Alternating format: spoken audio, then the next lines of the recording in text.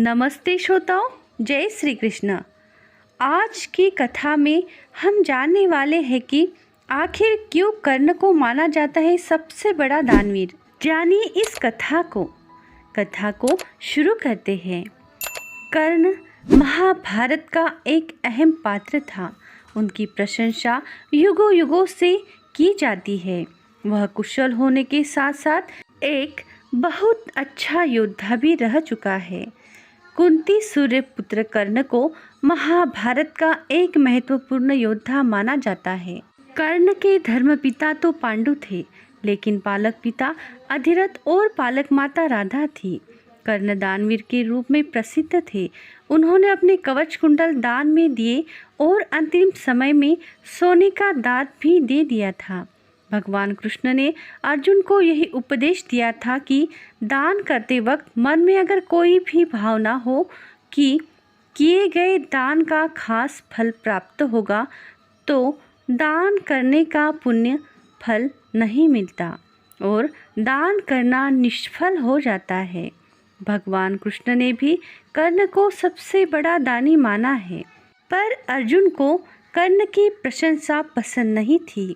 इसी कारण से उन्होंने एक बार कृष्ण से पूछा कि सब कर्ण की इतनी प्रशंसा क्यों करते हैं। तब कृष्ण ने 2 पर्वतों को सोने में बदल दिया और कहा कि इस सोने को गांव वालों में बांट दो। अर्जुन ने सारे गांव वालों को बुलाया और पर्वत को काट काट कर देने लगे और कुछ समय बाद थक कर बैठ गए। तब कृष्ण ने कर्ण को बुलाया और सोने को बांटने के लिए कहा, तो कर्ण ने बिना कुछ सोचे समझे गांव वालों को कह दिया कि ये सारा सोना गांव वालों का है और वे इसे आपस में बांट ले। तब कृष्ण ने समझाया कि कर्ण दान करने से पहले अपने हित के बारे में नहीं सोचता। इसी बात के कारण ही उन्हें सबसे बड़ा दानवीर कहा जाता है।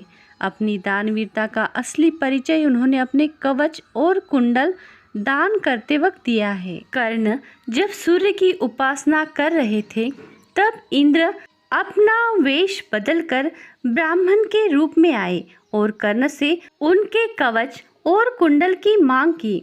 सूर्य ने कर्ण को कवच और कुंडल देने से मना किया था, पर कर्ण दान देते वक्त किसी को निराश नहीं करते थे, इसलिए उन्होंने अपना कवच और कुंडल दान कर दिया। कर्ण ये जानते थे कि यह दान उनकी मृत्यु का कारण बन सकता है, तब भी उन्होंने अपने हित के बारे में बिना सोचे अपने कवच कुंडल दान कर दिए और एक बार फिर साबित कर दिया कि उनसे बड़ा दानवीर और कोई नहीं हो सकता। कर्ण दान करने के लिए काफ़ी प्रसिद्ध थे।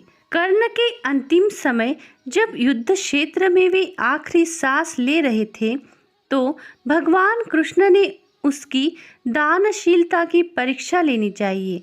वे ब्राह्मण बनकर कर्ण के पास गए और कहा कि तुम्हारे बारे में काफ़ी सुना है और तुमसे मुझे अभी कुछ उपहार चाहिए।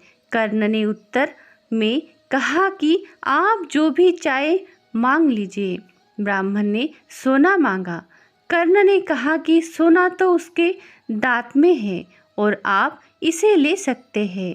ब्राह्मण ने जवाब दिया कि मैं इतना कायर नहीं हूँ कि तुम्हारे दांत तोड़ूं।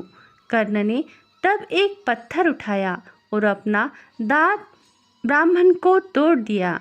ब्राह्मण ने इसे भी लेने से इनकार कर दिया और कहा कि खून से सना हुआ यह सोना वह नहीं ले सकता।